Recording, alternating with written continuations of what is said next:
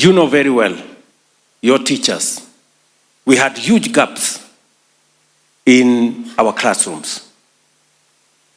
Every administration was hiring 5,000 teachers every year. True or not true? That was the norm. We're hiring 5,000 teachers every year. I decided that we must do it differently.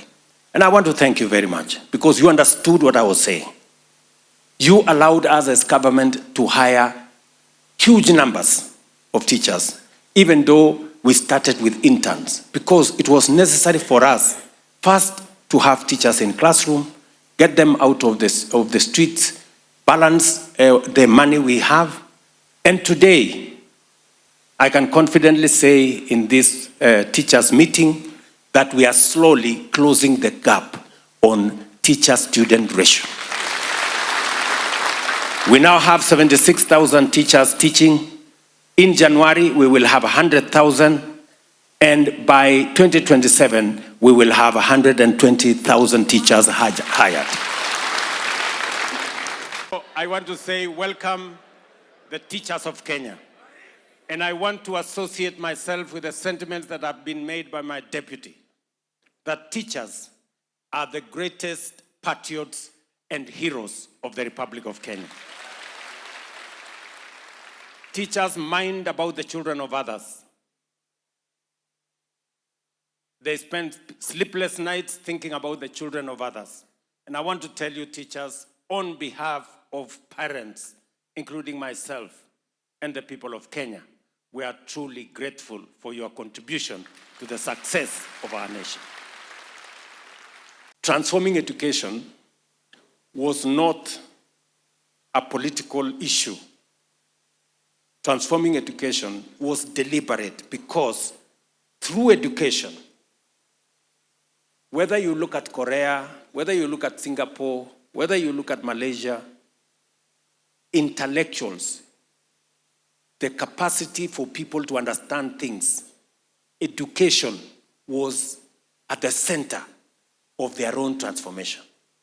And that is why I took matters education seriously, because I knew that it is going to be part of the levers that we are going to use if we were to move Kenya to the first world. That is why the budget of education was 540 in 2022. As I told you, now we are at 702 billion. We've hired teachers the way you know. We built classrooms, as I have told you. We have done a funding model changed the funding model to put more resources in our universities. We have started the Open University of Kenya. We have increased the number of tutors in our TVETs from 6,900, to now 10,000. And we are hiring another 3,000 or 4,000 in the coming budget. We have moved the number of private sector companies that are now working with our TVETs. We've moved them. We used to have 65. Now we have 2,800 different companies providing training, internship for our students in TVET. It is our intention by 2027 to move the number of students in our technical, vocational, and training institutes from 340 in 2022. We are now at 720. We will have 2 million by 2027 because technical education, the STEM subjects, are what are going to drive our industrialization. The reason why we have 6 new special economic zones is because industrialization is going to be the engine that is going to drive our economy, even as we move from an agro-based economy, we must industrialize. And that is why Kenya is championing the Africa Green Industrialization Initiative, which I am driving at the AU, and we are going to take it to the United General Assembly, because that is the way we want to move the country.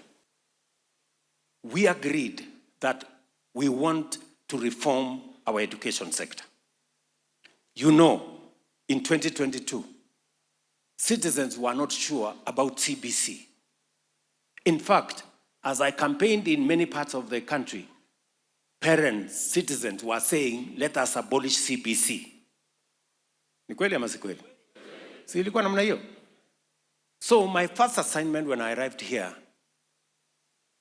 is to set up a presidential working party. Because if there is one thing we must never get wrong, is education. Because if we get it wrong in education, we fail as a country. That presidential working party worked with our manifesto. They looked at the areas, they listened to teachers, and I want to congratulate the teachers of Kenya. You became the largest contributors of ideas that today informs what we are doing. A friend of mine told me this education sector is very sensitive. Parents are very particular about their kids. If you touch this sector, it is going to be something else. But I said, unless we get it right in the education sector, everything else will go wrong. So we went through this together. We can now tell you, and you are the masters in that field, CBC now has more clarity than it ever had. The transition of our kids is now clear, and I want to thank you for support. Huyu naibu wangu mnamuonaje? Ni noma si noma? Ni fire si fire? Unajua ukitaka kufaulu, ukitaka kufaulu, unatafuta deputy amesoma kuliko wewe.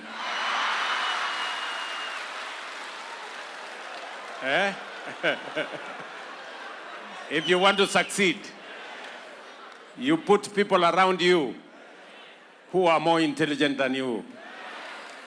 Saa ile wanakusaidia kushine, you take the credit, wao ndio wanafanya job. Sindio? We have made some progress in terms of the student-teacher ratio. We are not very far off from achieving the target of 1 to 40. But maybe what we need to work with under your leadership and through our ministry is to handle the issue of distribution so that every part of Kenya, every school can have access to high quality, relevant, accessible, and affordable education. Those adults who have been to school